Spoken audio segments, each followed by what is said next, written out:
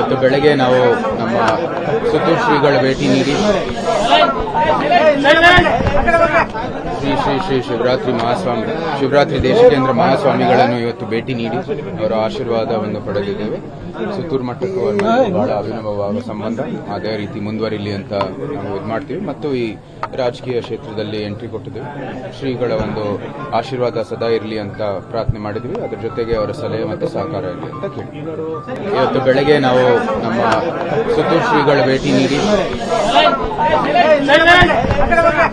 ಶ್ರೀ ಶ್ರೀ ಶ್ರೀ ಶಿವರಾತ್ರಿ ದೇಶಿಕೇಂದ್ರ ಮಹಾಸ್ವಾಮಿಗಳನ್ನು ಇವತ್ತು ಭೇಟಿ ನೀಡಿ ಅವರ ಆಶೀರ್ವಾದವನ್ನು ಪಡೆದಿದ್ದೇವೆ.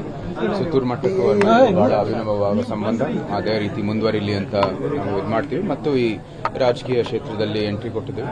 ಶ್ರೀಗಳ ಒಂದು ಆಶೀರ್ವಾದ ಸದಾ ಇರಲಿ ಅಂತ ಪ್ರಾರ್ಥನೆ ಮಾಡಿದ್ವಿ. ಅದರ ಜೊತೆಗೆ ಅವರ ಸಲಹೆ ಮತ್ತು ಸಹಕಾರ ಇರಲಿ ಅಂತ ಕೇಳಿ